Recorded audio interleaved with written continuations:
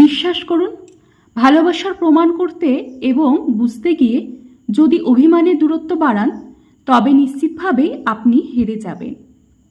কেননা সত্যিকার ভালোবাসা অনুভব করা যায়, আর যে ভালোবাসা আপনি অনুভবই করতে পারছেন না, সেখানে কোনো প্রকার সন্দেহ না রেখেই সরে আসা উচিত।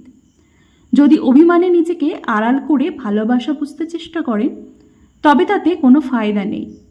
যে কাছে থাকতেই আপনার গুরুত্ব বোঝে না, আপনাকে সময় দেয় না, কথা বলে না, অভিমানে আপনি যতই নিজেকে আড়াল করে রাখুন না কেন, সে আপনাকে কষ্ট করে খুঁজতে যাবে না। হাহাকার তার ভেতরেই হয়। যে আপনাকে ছাড়া থাকতে পারে না, কিন্তু কোনো কারণ ছাড়াই যে মানুষটা দিনের পর দিন আপনাকে ছাড়া অনায়াসেই থাকতে পারে, আপনার অভিমানে তার কিচ্ছু যায় আসে না। অভিমান ভাঙাবে তো দূরের কথা, উল্টে আরও দূরত্ব বাড়িয়ে আপনার সাথে কথা বলাই বন্ধ করে দেবে।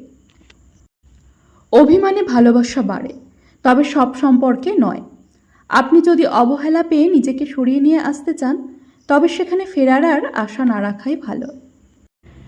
সে ঠিক আপনাকে কতটা ভালোবাসে, কতটা গুরুত্ব দেয়, এটা বুঝতে অভিমান করার প্রয়োজন নেই।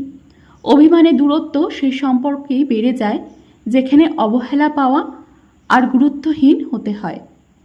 যে আপনাকে স্বাভাবিক অবস্থায় গুরুত্ব দেয় না, অভিমানে নিজেকে আড়াল করলে কষ্ট করে খুঁজে এনে আপনাকে গুরুত্ব দেবে কখনোই না। সত্যিকারের ভালোবাসা বোঝা যায় কিংবা টের পাওয়া যায়। যে ভালোবাসে তার পাগলামি, ব্যবহার এবং আচরণেই স্পষ্ট বুঝতে পারবেন।